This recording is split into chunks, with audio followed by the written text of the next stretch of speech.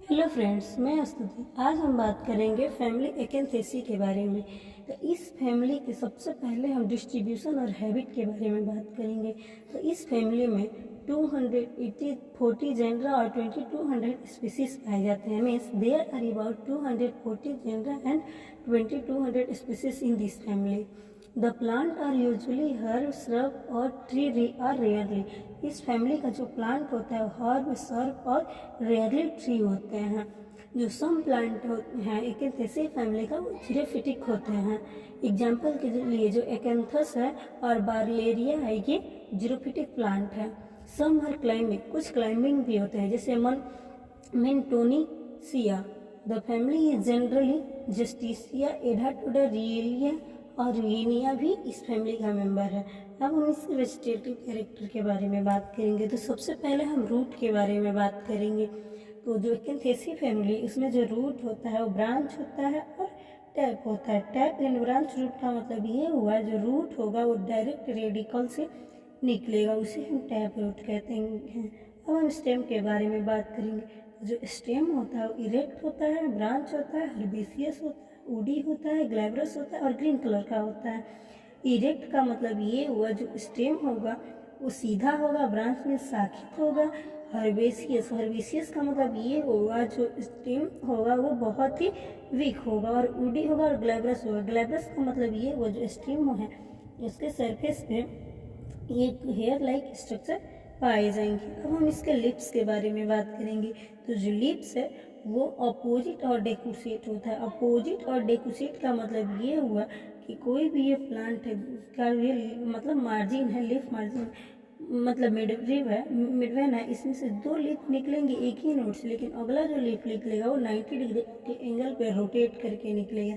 जैसे हमने पढ़ा था केलोट्रोपिस प्रोसेरा मीन्स मदार में पढ़े थे, सेम वही यहीं पे भी होगा। और मांझी इंटायर होगा और एक्स स्टिपुलेट होगा और ये जीरोफिटिक प्लांट होगा। The plant are spiny. Xerophytic plant में जो लीव्स होगा वो स्पिनी होगा। और जो इसका मेन कैरेक्टर है कि इसमें सिस्टोलिथ पाया जाता है और जो सिस्टोलिथ होगा वो कैल्शियम कार्बोनेट का एक क्रिस्टल होता है। अब हम इन्फ्लोरेसेंस के बारे में बात करेंगे। The inflorescence is cymose type. जो एकेंथेसी फैमिली उसमें साइमोस टाइप का इन्फ्लोरेसेंस पाया जाता है और dichasial cyme passes in the monochasial one in higher branching. और ये कभी कभी डाइकेजियल साइम और मोनोकेजियल साइम को भी बियर करते हैं। डाइकेजियल और मोनोकेजियल को समझने के लिए सबसे पहले हम देखें कि साइमोस टाइप क्या होता है। जो साइमोस टाइप होता है उसमें मतलब ये फ्लावर का ये मेन एक्सिस है, मतलब फ्लोरल एक्सिस पे फ्लावर का डेवलपमेंट हो जाएगा। और डाइकेजियल का मतलब ये हुआ कि जो फ्लावर का मेन एक्सिस है उसके दोनों तरफ ब्रांचिंग होगी और उसके भी फ्लोरल एक्सिस पे फ्लावर का डेवलपमेंट हो जाएगा। ये हो गया डाइकेजियल से। मोनोकेजियल का मतलब ये हुआ जो फ्लावर के मेन एक्सिस है इस पे फ्लावर का डेवलपमेंट हो जाएगा और जो एक ही साइड में ब्रांचिंग होगा उसे हम मोनोकेजियल साइन कहते हैं। In few species spike inflorescence is found. और कुछ स्पीसीज में स्पाइक इन्फ्लोरेसेंस भी पाए जाते हैं। अब हम फ्लावर के बारे में बात करेंगे। तो जो फ्लावर है वो ब्रैक्टिएट होगा और ब्रैक्टियोलेट होगा। ब्रैक्ट का मतलब ये हुआ कि जो फ्लावर है उसमें जो कैलिक्स होता है कैलिक्स के नीचे एक लीफ लाइक स्ट्रक्चर दिखता है जिसे हम ब्रैक्ट कहते हैं और ब्रैक्ट के ग्रुप को ही हम ब्रैक्टियोल कहते हैं। और ये हर्माफ्रोडाइट होगा। हर्माफ्रोडाइट का मतलब ये हुआ कि जो फ्लावर होगा वो बाइसेक्सुअल होगा, कंप्लीट होगा। कंप्लीट का मतलब ये हुआ कैलिक्स, कोरोला, एंड्रोशियम, गाइनोशियम चारों पार्ट एब्सेंट प्रेजेंट होंगे और जाइगोमॉर्फिक होगा और हाइपोगाइनस होगा। जनरली फ्लावर है टेट्रामेरस और पेंटामेरस। जो फ्लावर होगा या तो टेट्रामेरस होगा या तो पेंटामेरस होगा। इसका मतलब ये हुआ जो कैलिक्स, कोरोला, एंड्रोशियम, गाइनोशियम इस सबकी संख्या 5-5 होंगी, लेकिन जो एंड्रोशियम स्टैमेन की संख्या वो रिड्यूस करके 2 ही दिखाई देगा और जो कार्पेल है इसकी संख्या 2 होगी। अब हम कैलिक्स के बारे में बात करेंगे। तो एकेंथेसी फैमिली में कैलिक्स में सेपल की संख्या 5 होती है, लेकिन रेयरली 4 या 3 इसमें सेपल पाए जाते हैं और ये गैमोसेपलस होते हैं। गैमोसेपलस का मतलब ये हुआ कि सभी सेपल फ्यूज होंगे। अब हम कोरोला के बारे में बात करेंगे। तो जो कोरोला है वो 5 या 4 पेटल होते हैं कोरोला में और ये गैमोपेटलस होते हैं। गैमोपेटलस का मतलब ये हुआ कि सभी पेटल फ्यूज होंगे और कोरोला एक बाइलेबिएट होगा अब एंड्रोसियम के बारे में बात करेंगे तो जो एंड्रोसियम है उसमें नंबर ऑफ स्टेमेन 4 होगा और ये डाइडाइनेमस कंडीशन को शो करेगा। डाइडाइनेमस कंडीशन का मतलब ये हुआ 4 स्टेमेन होंगे तो 2 स्टेमेन शॉर्ट होंगे और 2 स्टेमेन लॉन्ग होंगे, लेकिन फ्यू केसेस में 2 स्टेमेन भी पाए जाते हैं।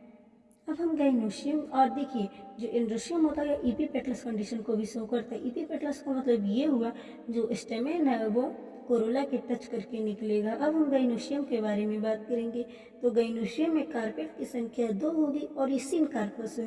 सिन कार्पस का मतलब ये हुआ जो पुनः कार्पेट फ्यूज होंगे और ओवरी सुपीरियर होगा और बाइलॉक्यूलर होगा और प्रेजेंटेशन एक्साइल होगा। एक्साइल प्रेजेंटेशन का मतलब ये हुआ कि जो सेंट्रल पार्ट है वहाँ पे ओव्यूल का अरेंजमेंट होगा ओवरी में।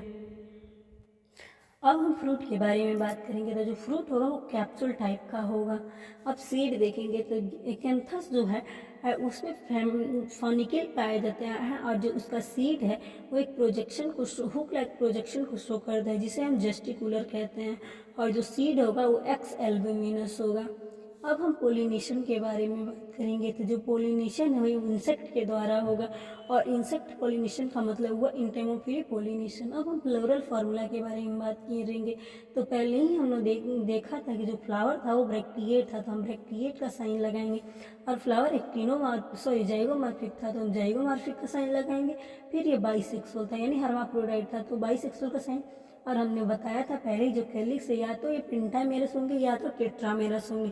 पेंटा मतलब या तो 5 या तो 4, और ये क्या था गैमोसेप्लस था तो इसको हम कोस्ट में रख देंगे, मतलब 5 या 4 फ्यूज होंगे। फिर कोरोला भी 4 या 5 था, ये भी फ्यूज था तो इसे कोस्ट में।